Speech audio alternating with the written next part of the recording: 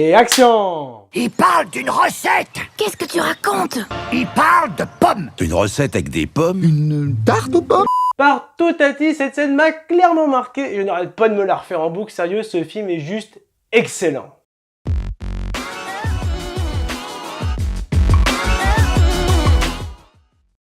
Bonjour à tous et bienvenue sur Media Show pour cette nouvelle Média Critique. Et aujourd'hui, comme vous l'aurez compris, il sera question du nouveau film d'animation de l'un des personnages qui a bercé mon enfance, Astérix et le secret de la potion magique, réalisé par Alexandre Astier et Louis Clichy.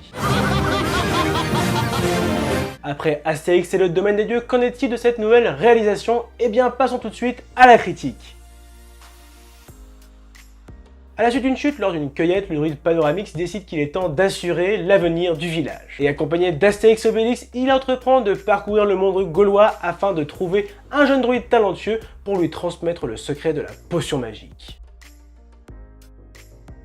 Redouté par certains fans pour son aventure inédite, en d'autres mots, il n'est pas une adaptation d'un des albums de René Goscinny et d'Albert Uderzo. Ce nouvel opus est tout bonnement excellent, aussi bien sur le scénario, sur la mise en scène que sur le casting vocal. Et si Jules César et les Romains étaient au centre du premier volet d'Alexandre Astier, ce nouveau film d'animation nous dévoile le monde gaulois en dehors du village d'Astérix, afin d'en apprendre un peu plus sur le druide Panoramix et sur sa célèbre potion. Avez-vous en tête la liste des jeunes druides gaulois bien cotés? Je crois qu'on a des petites fiches. Des petites fiches? De la petite fichette maison. Impeccable!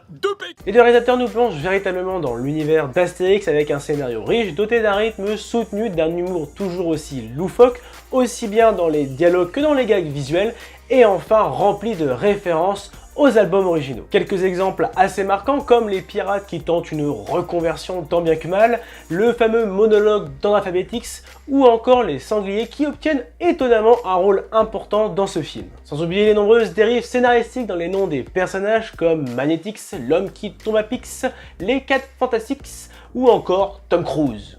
On me surnomme Magnétix. Bref, on retrouve bien un humour à la sauce Astier qui apporte une nouvelle fois un coup de jeune à la franchise Astérix avec une touche de modernité bien écrite.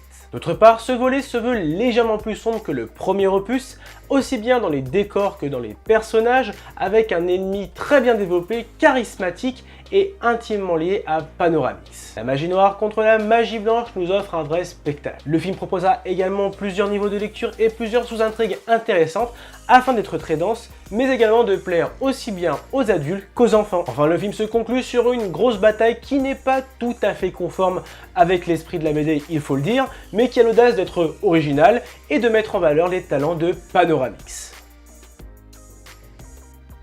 Visuellement parlant, c'est juste incroyable, tout comme le premier opus. L'animation est fluide avec un univers graphique doté d'un véritable sens du détail. Et comme le domaine des dieux, on retrouve cette précision dans le design et dans l'expression des personnages, mais également des animaux comme par exemple pour Idéfix et les sangliers. Enfin, la bande sonore est entraînante, voire même étonnante avec l'improbable musique You Spin Me Round des années 80 qui, dès l'introduction, nous entraîne dans cette folle aventure.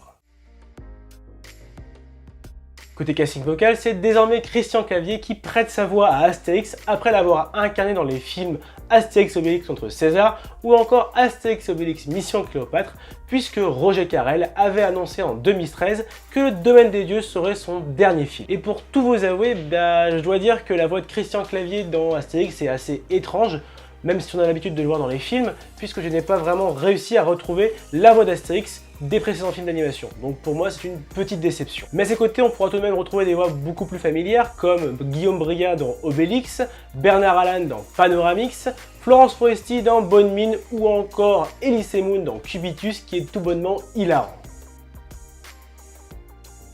Pour résumer, malgré une petite déception sur la voix d'Astérix, ce nouveau film d'animation réalisé par Alexandre Astier et Louis Clichy est tout bonnement excellent sur tous les points, aussi bien sur le scénario avec une histoire entraînante et explosive, avec une mise en scène exceptionnelle et un casting vocal honorable. C'est pour cela que je vais attribuer la note de 18 sur 20. On me pose son caca là. Tu veux faire le show avec moi? Ah, bah oui, c'est fini là. Oh non, moi je pense que je devais être sur la fin. Et voilà, jeune Gaulois, cette vidéo est à présent terminée, j'espère qu'elle t'a plu. Si c'est le cas, lâche le pouce bleu, partage ton avis sur le film dans les commentaires et n'oublie pas de t'abonner à la page Facebook mais également à la chaîne YouTube pour retrouver toute l'actualité de Mediashow. Allez, à très vite!